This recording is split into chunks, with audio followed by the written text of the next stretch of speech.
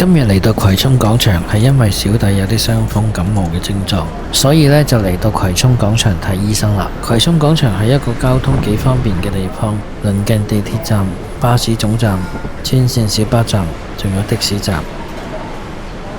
唔好講咁多，我哋即刻上去睇睇。由扶手電梯上咗1樓之後，轉右，跟住條大路行。各位朋友大家好啊，歡迎嚟到門前直樹嘅頻道。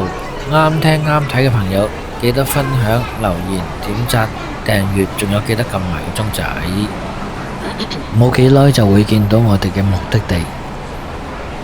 同好多嘅中醫診所一樣，佢係實施預約時間制嘅，即係話 walk in 未必安排到即時應診。如果預約咗嘅話，通常早幾分鐘到場，有位姐姐會幫你核對預約時間同埋基本個人資料。係12點10分，係。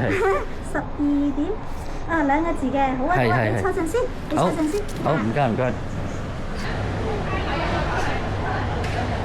通常阿醫師搞掂上一個就會應診，會比預約時間早少少。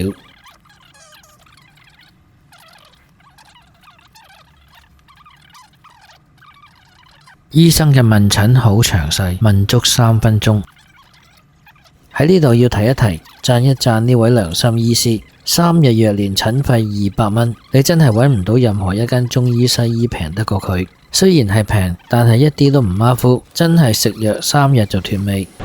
大約5分鐘嘅時間就可以攞藥，佢哋都已經做慣做熟，會先幫你核對一次個人資料，確認咗先至俾藥你。跟住呢5日啦，你幫我數呢度嚇，1、2、3、4、5嘅。好。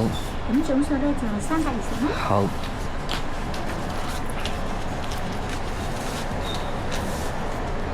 成個過程連埋等都係25分鐘，真係好快。呢段片拍攝嘅時間係6月初，當時嘅小毛病已經好返。多謝大家關心。點解咁遲先至出片呢？就係因為公餘時間實在太攰，要爭取多啲時間休息，同埋我部電腦實在太慢啦。不過好快就會 upgrade 㗎啦。好啦，今日講住咁多先，有咩睇法歡迎留言分享。拜拜。